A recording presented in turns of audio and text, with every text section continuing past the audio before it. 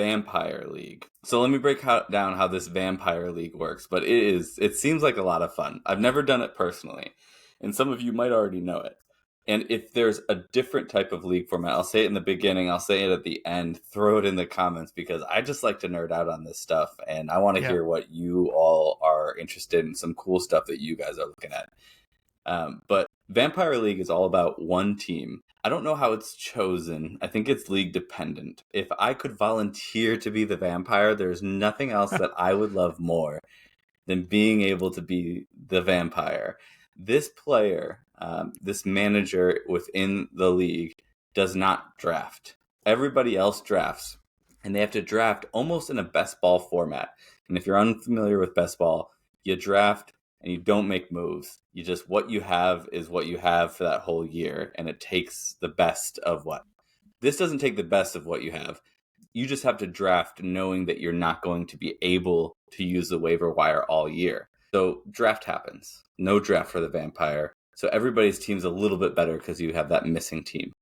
And then the vampire gets to go into the waiver wires, and they build their team off of the waiver wire. And at first you start weak, and you have to kind of be savvy with the waiver wire.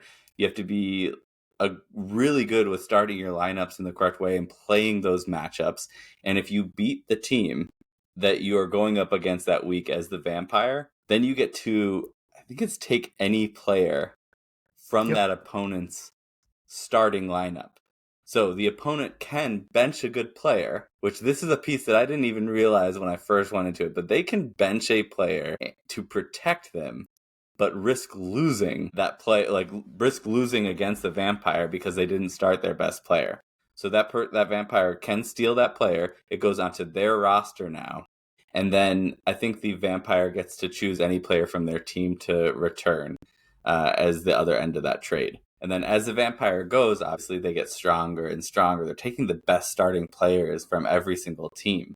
I think an alternative to this would be, there is a possibility that, I have to look at this and think about it more, but maybe the rule would be anybody from the roster, so that bye-week players count as well, or maybe bye-week players in general count towards that starting roster to make it a little bit more fair. But that just sounds fun. If you can get to the end as the Vampire League, as the vampire, then you're in such a strong position to make it through and win the championship. But you kind of have to start pretty early with some luck, and then you can ride that wave, because the playoffs themselves work in the same manner as it does now. If you get in, you have the same structure going forward, and you have to survive every week. What are your thoughts on the Vampire League? I'm excited about it. Yeah, there's so much strategy from both sides of the house, right? Like when you think about, if you're the non-vampire and you're in the draft, you have to more consider your handcuffs, right? Like you're taking up roster spots with handcuffs, because if one of your starters gets injured, you can't go to the waiver wire and go get that guy. And now, if you didn't pick up that handcuff might be sitting there for the vampire to go grab, and now they have essentially the number one running back for whatever team your starter went down on, right? So you're, as a drafter, you're taking up spots with some backups because you have to safeguard your position. So it's crazy to think about in that regard. From the what you just called out was another thing I was thinking about, is that if I'm going up against the vampire team and I see that I have a potential to lose that game, do I strategically bench one of my starters and just throw the game away, knowing that like if I keep that player for another day, I get to keep them for when I play the other teams in the league. So right. It's a lot of fun to think about. I think you would have a lot of fun as the vampire. I think I would stress the heck out doing it, but going into the year. But yeah, you're kind of hoping for injuries early so that you can figure out who's that guy that comes on and I can go pick up, because you're not winning games week 1 and 2, right? You're having to build into a stronger end of the season. But I think there's a lot of potential for fun there. And it's easier in some ways for the rest of the league, because just like you said, you draft like it's best ball. You also kind of play like it's best ball, because it's casual. Yeah. If you're not chasing the waiver wires and you're not making trades, then you're just kind of chilling, right? You're just setting your lineup, and unless there's a bye week, you're just chilling. There's nothing really to mess around with. It's like in your dynasty. For at least our roster sizes are so huge that for the most part, everybody has 40 players, and Right. so it's like in your dynasty where it's for the most part you know who you're going to start. Right. But these other players can't. I don't think that they can make. I don't think they can make. They might be able to make trades. I didn't see anything that says they can't. Yeah, I've never seen anything against that, but And I do have to make a correction because I said that you would give that player who you would drop, but you would actually just drop them, so they're available as a vampire. If you're dropping someone, they're available later for you because the waiver wire is just yours. So I think you have like a 300 player roster if you're the vampire, but it's just all the rejects. And then you have to build up and build up and build up, but that's always available for you.